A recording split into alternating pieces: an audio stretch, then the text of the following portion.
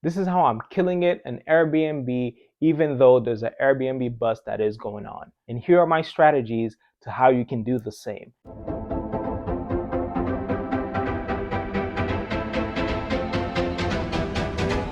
First thing you want to do is have hands-on management.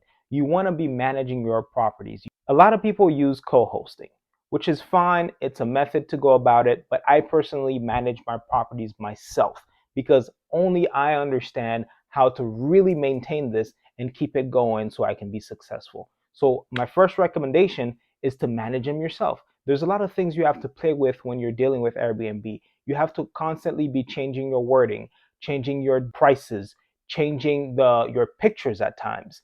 There's a lot of things that you have to play with to maneuver that you need hands-on management, and you need to keep your eyes on your properties so you can see what's allowing it to perform and what's making it not perform. So a lot of people don't do this, and had they only simply take the time to manage their property themselves, they could be performing so much better.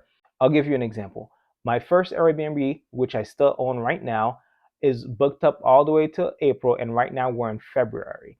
And I have a competitor within the same exact building that has a very similar property to myself, and this person has had to shut down his Airbnb business because he was not managing it hands on like I was doing it. He had very similar pictures, he had very similar prices, but he was not managing it hands on. He wasn't tinkering with the prices. He wasn't changing the pictures around. There's a lot of things you need to be doing to keep your property on top of the Airbnb algorithm.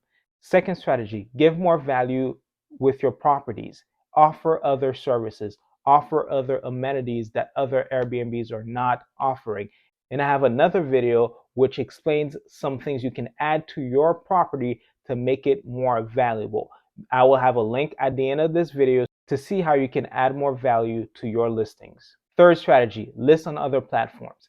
Guys, don't be one of those hosts who only list your properties on Airbnb.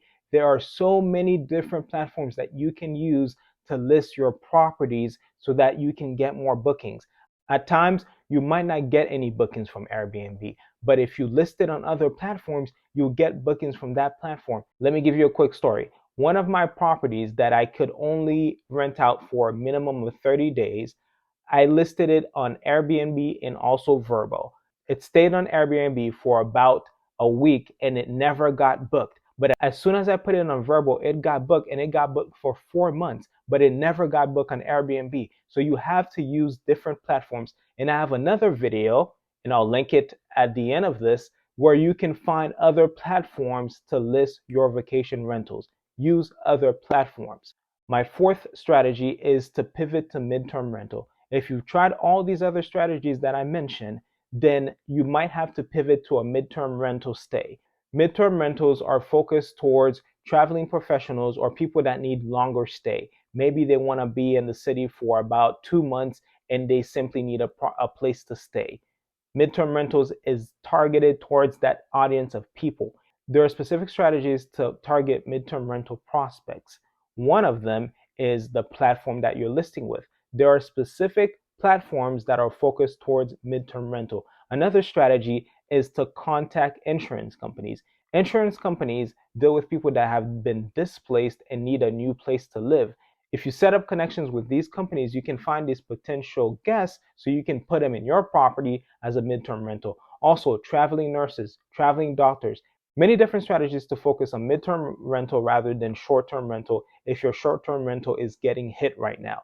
Just pivot to a different strategy. And my fifth strategy is to focus on better performing properties. Some properties simply do not perform well in certain markets.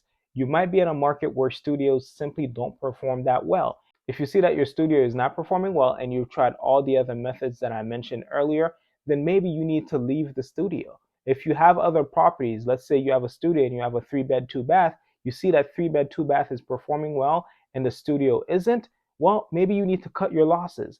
You have to keep that in mind. This is a business. Don't get too attached to a specific property. This is a business. If this is not performing well, cut your losses if you have to. Spend your money on something else, on another property that performs better. You have to learn to cut your losses in business. And at times, some properties, you just have to let them go. Once again, thanks for watching my video, guys. Smash that like button, subscribe, hit the notification for more videos, and I'll link the other videos that I mentioned in this video for you to watch. Thank you.